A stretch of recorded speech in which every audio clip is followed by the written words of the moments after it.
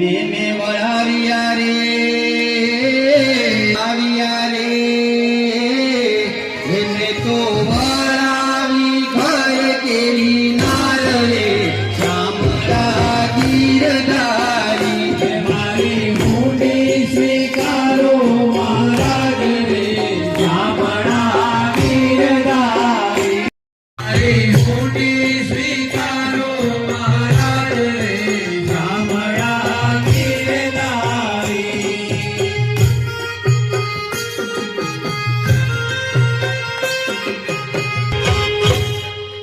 હે ગરથ મારું ગોપી ચંદન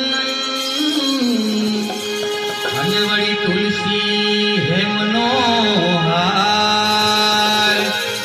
હે ગરથ મારું ગોપી ચંદન અને વળી તુલસી હે મનોહાર સાચું નાણું છે મારો શામળો રે સાચું નાણું છે હે મારું શામળો રે હે મારે દોલતમાં જાંજને પખવાજ રે શામળા ગીરધારી મારી મોટી સ્વીકારો મહારાજ રે શામળા ગીરધારી હે મારી ઊંડી સ્વીકારો મહારાજ રે શામળા ગીરધારી મારી મોટી સ્વીકારો મહારાજ રે શામળા ગીરધારી મારી ઊંડી શામળિયાને હાથ રે શામળા ગીરધારી રે શામળા ગીરધારી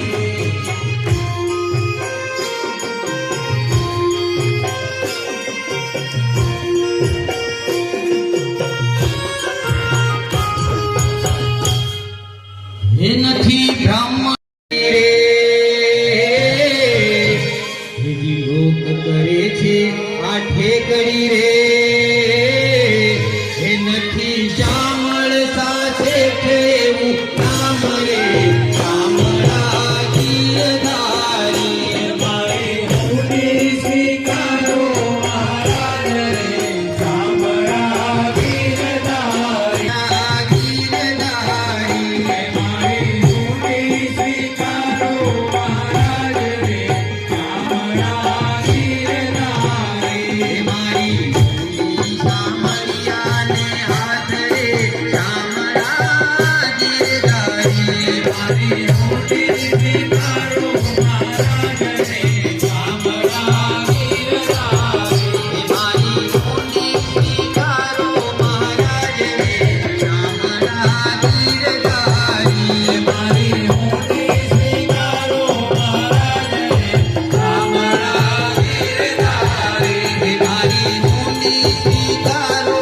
મહારાજ રે શામળા ગીરધારી સ્વીકારો મહારાજ રે શામળા ગીરધારી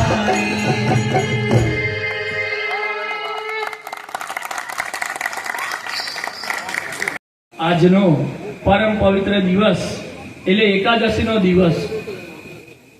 એકાદશીના દિવસે ઉપવાસ કરવાનો હોય છે એવી બધાને ખબર હોય છે, પરંતુ કેટલા જણથી આ ઉપવાસ થાય છે એક પ્રશ્ન છે. પરંતુ આપણા હિન્દુ ધર્મના કોઈ પણ શાસ્ત્રમાં આપણે જોઈએ તો એકાદશીનો મહિમા એટલો કયો છે કે આપણે જો ફક્ત એકાદશીના મહિમાના આ ખાલી જે વાક્યો અથવા તો એના જે શબ્દો એ ભેગા કરીએ ને તો એનો પણ એક ગ્રંથ રચાઈ જાય એવો એકાદશીનો મહિમા આપણા શાસ્ત્રોમાં કર્યો છે. અને આપણે તો બધા હિન્દુ સનાતની કહેવાઈએ. એટલે એકાદશી એટલે શું કે 10 ઇન્દ્રિયો અને 11મું મન તેને સંયમની અંદર વર્તાવવા. અને આજનું સાયન્સ પણ એ જ કહે છે કે 15 દિવસે જો એક નિર્જળા ઉપવાસ કરીએ ને તો કેન્સર અને બીજા જે ભયાનક રોગો, જે અસાધ્ય રોગો છે, એ ક્યારે તમને થાય નહીં. બરાબર? આવો ઘણો બધો મહિમા આપણે શાસ્ત્રોમાંથી બી સાંભળીએ છીએ, સાયન્સમાંથી બી સાંભળીએ છીએ. પરંતુ જ્યારે કરવાની વાત આવે ને ત્યારે આપણે પ્રશ્નચિહ્ન થઈ જાય પાછો. કેમ? કારણ કે જ્યારે નાનું બાળક ઉપવાસ કરે ને તો કે બેટા આ તારી ઉંમર નથી, મોટા થઈને કરજો. મોટા થઈને કરે એટલે ઘરવાળા એમ કે આજે તો તમારે નોકરીમાં બહુ બધું કામ હશે એટલે કે રહેવા દેજો આજે. અને પછી જ્યારે ગરડા થઈએ ને ત્યારે ડોક્ટર જ ના પાડે કે આ ગોળી ઉપવાસ કરીને લેવાય નહીં. એટલે જ્યારે નાના હોઈએ ને અને જ્યારે પણ આપણે સશક્ત હોઈએ ત્યારે ઉપવાસ કરી લેવો. સાયન્ટિફિકલી તો આપણને લાભ થાય છે, પરંતુ ભગવાન અને સંત પણ એટલા રાજી થાય છે. યોગીજી મહારાજ તો એવું કહેતા કે ઉપવાસના પણ 1, 2 અને 3 નંબર આપે. જે નિર્જળા ઉપવાસ કરે ને એને પહેલો નંબર, જે સજળા કરે ને એને બીજો નંબર, અને લિક્વિડ કરે ને ઉપવાસ ખાલી લિક્વિડ પીને તો એને ત્રીજો નંબર. અને પછી બાકીના બધાનું આપણે જોવાનું નહીં, કારણ કે શાસ્ત્રોમાં તો એવું કહ્યું છે કે તુલસીના પત્તરમાં જેટલું આવે ને એટલું આપણે ફળાહાર કરવો. અત્યારે આપણે કેળના પાન શોધવા પડે, કારણ કે એ દિવસે મળે ને કેળના પાનમાં જેટલું ભરાયું હોય એટલું ફરાળ કરતા હોઈએ. એટલે આ બધું છે, પરંતુ આપણે બધા જ હિન્દુ ધર્મમાં માનીએ છીએ, આપણે સનાતની હિન્દુ છીએ, અને એમાં પણ આપણે વૈષ્ણવ કહેવાઈએ. તો આપણે બધાએ તો ખાસ આ એકાદશી કરવી. અને ધારો કે કોઈ ના કરતું હોય તો ખાસ આજે આપણે બધા આ પરમ પવિત્ર દિવસે કીર્તન ભક્તિની અંદર હાજર થયા છીએ, તો ખાસ આજે ભગવાન આગળ, સંત આગળ એક નિયમ લઈને જઈશું કે હવેથી જે પણ એકાદશી આવે એ એકાદશીનો ઉપવાસ આપણે આ જીવન કરીએ. અને એવું જ એકાદશીના મહિમાનું કીર્તન હવે આપણે મળીએ.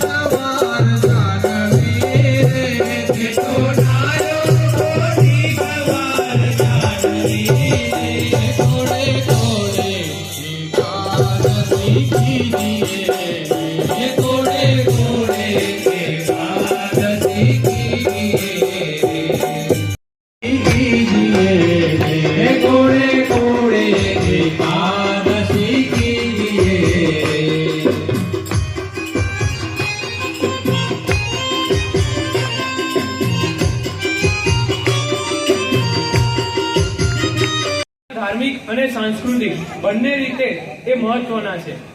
જો ઉત્તરમાં દ્રષ્ટિ કરીએ તો અંબાજી, અને એમ જ દક્ષિણ અને પૂર્વ પશ્ચિમમાં પણ અનેક તીર્થો રહ્યા છે. એમાંનું જ એક તીર્થ એટલે કે દ્વારિકા. દ્વારિકાના રાજા એટલે કે ભગવાન શ્રી કૃષ્ણ. આમ તો ખાલી રાજા કહેવાય છે, પણ ભગવાનના જીવનમાં બી કષ્ટોની કઈ કમી નથી. જો જોવા જઈએ તો શ્રી કૃષ્ણ ભગવાનનો જન્મ જ જેલમાં થયો હતો. પોતે પોતાની નજરે પોતાનો કુળનો નાશ જોયો હતો. પણ એક સમય એવો આવે છે જ્યારે મથુરા છોડી ભગવાન દ્વારિકાને વિશેષ સ્થાયી થયા, તો એમનું નામ પડ્યું રણછોડ. એવા દ્વારિકાના રાજા, દ્વારિકાધીશ એવા રાજા રણછોડ. આવો એમનું એક ભજન માણીએ જેના શબ્દો છે, દ્વારિકાનો નાથ મારો રાજા રણછોડ.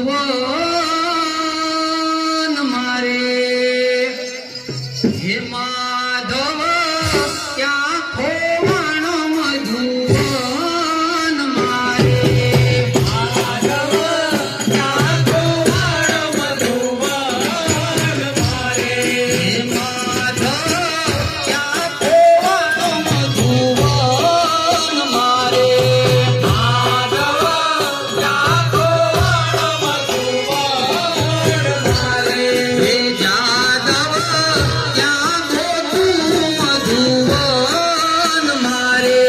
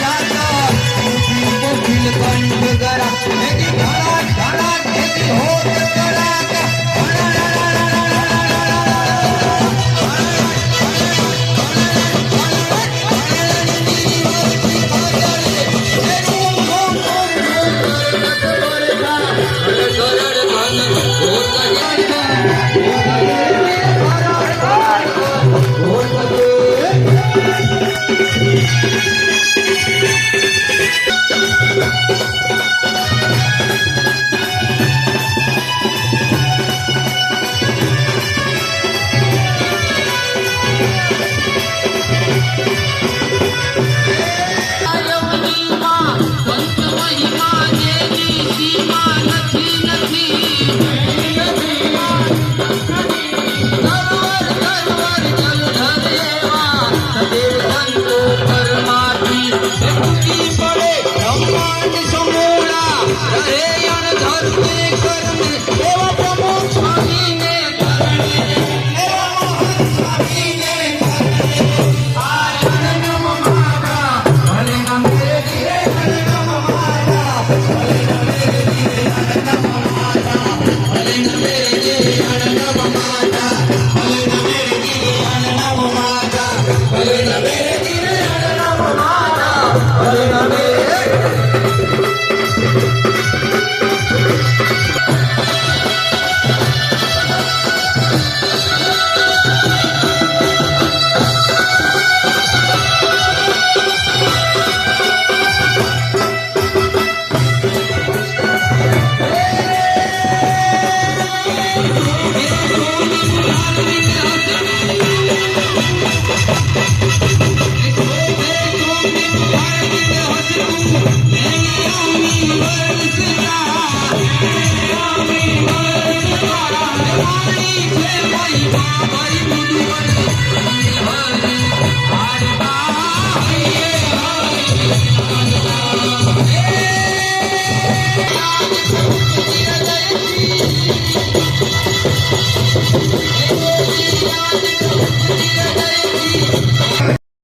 હરિભક્તો એનો આપણને લાભ એ પ્રાપ્ત થશે. કારણ કે આ કોઈ એક રૂપિયો લેતા નથી. તમે હજી બરોબર મગજમાં ફિટ કરી લેજો. એક પણ રૂપિયો લીધા વગર નિસ્વાર્થ ભાવે આ સેવા કરે છે પૂજ્ય સંતોની આજ્ઞાથી. અને તમામનો આપણે આભાર માનીએ છીએ. ખાસ ફરીથી જે તમામ અહીંયા આગળ મહેમાનો પધાર્યા તેમનો આભાર. આજે એકાદશીનો દિવસ જેમાં પૂજ્ય આપણે જેમ પરમ ભગવાન જગદીશભાઈ ભાવસારે આપણને વાત કરી કે આજે એકાદશીનો જે વ્રત ના કરતા હોય કે આજે એ નિયમ લઈને જાય તેવી મારી ખાસ સૌને વિનંતી છે. પ્રસાદમાં અહીંયા આગળ આપણે આઈસ્ક્રીમ રાખેલો છે, પણ આઈસ્ક્રીમ ફરાળી છે, એટલે જે એકાદશી કરતા હોય તેઓ પણ આ પ્રસાદ અહીંયા આગળ ગ્રહણ કરી શકશે. અહીંથી જે આપણે વિદાય લેવાની વ્યવસ્થા છે એ ખાસ આપણે શાંતિથી સાંભળી લઈશું. મારી ડાબી તરફથી પુરુષ વિભાગ અહીંયાથી વિદાય લેશે એટલે એક્ઝિટ થશે, અને સામેની સાઈડ જે જ્યાંથી આપણે એન્ટ્રી લીધી હતી તેથી મહિલા વિભાગ એ પ્રસાદ લેવા માટે એક્ઝિટ થશે, અને આગળથી બધા આપણે સૌ પછી આપણે પરિવાર સાથે એકત્રિત થઈશું. આપણે